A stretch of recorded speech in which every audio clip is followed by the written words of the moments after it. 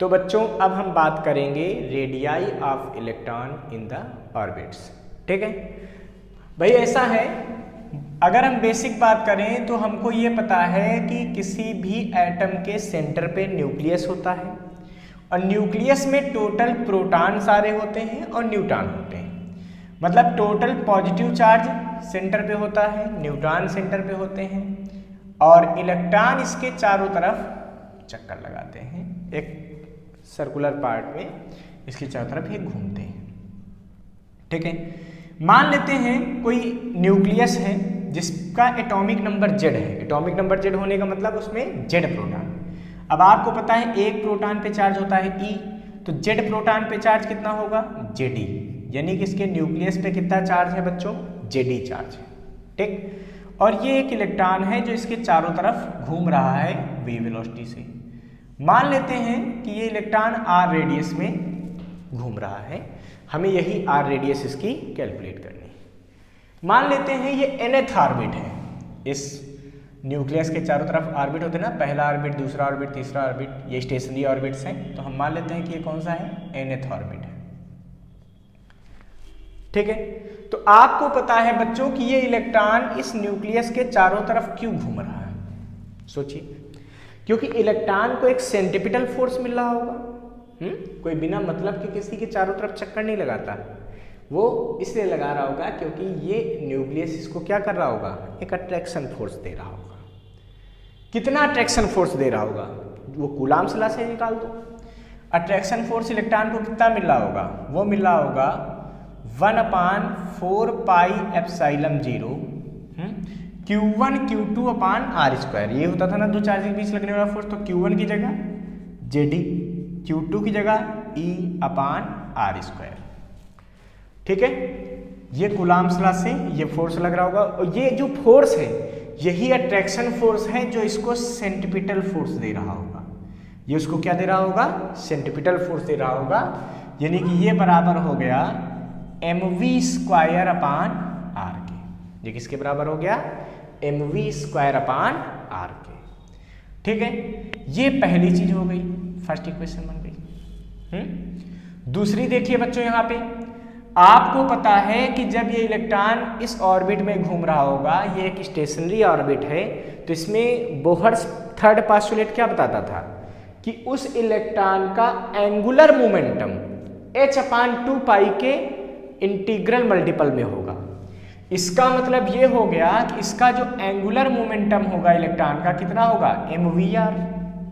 ये किसके बराबर होगा, ये h/2 पाई के इंटीग्रल मल्टीपल। इंटीग्रल मतलब नंबर ऑफ ऑर्बिट, जैसे फर्स्ट ऑर्बिट, सेकंड ऑर्बिट, तो ये nth ऑर्बिट मान लेना, तो इंटू n हो गया। यहां से बच्चों v की वैल्यू फाइंड करोगे तो क्या मिलेगा, nh/2 पाई mr। ये v की वैल्यू यहां पे पुट कर दीजिए, put v in equation first.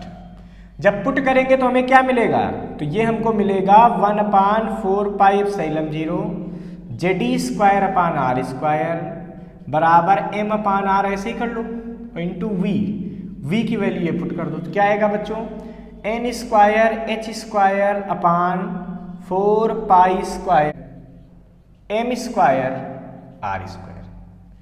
ठीक है, अब बच्चों क्या होगा, जो सेम चीजें हैं उनको इधर उधर की कैंसिल कर देंगे। भाई ये उधर जाके आर स्क्वायर ऊपर जाएगा तो इससे कट जाएगा, इस तरीके से ये इससे कैंसिल, 4 से 4 कैंसिल, 1 पाई से 1 पावर कटेगी। देखो 1 पावर बची हुई है, ध्यान रखना।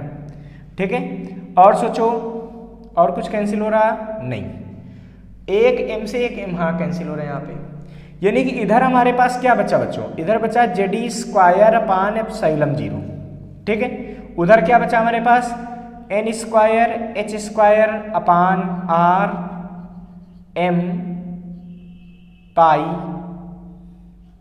r m पाई, बस इतनी चीजें बची। इसका मतलब r को इधर ले आओ, इसको उधर ले जाओगे तो एक फार्मूला बन जाएगा, बाकी सबको इधर ले जाओगे तो हमें क्या मिलेगा, तो हमें r बराबर मिल जाएगा n² h² एप्सिलॉन 0 अपान पाई m Ze²। यानी कि यहां पे अगर हम बात करें बच्चों तो r बराबर क्या आ जाएगा, H square epsilon naught upon pi M E square into N square upon Z. ये कैलकुलेशन बच्चों फिक्स है। देखो h की वैल्यू 6.6 इंटू 10 की पावर माइनस 34, एप्सिलॉन 0 8.85 इंटू 10 की power minus 12, pi 3.14, m mass of electron 9.1 into 10 की power minus 31 kilogram, e 1.6 into 10 की power minus 19 coulomb.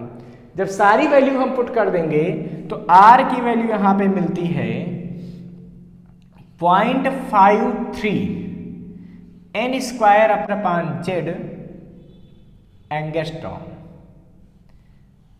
ठीक है, मतलब 0.53 एंगस्ट्रॉम आती है ये पूरी कैलकुलेशन।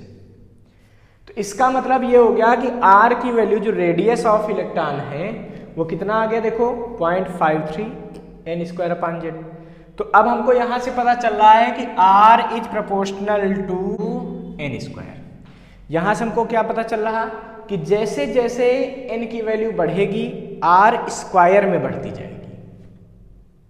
ठीक है, दूसरा बच्चों r is proportional to 1 upon Z.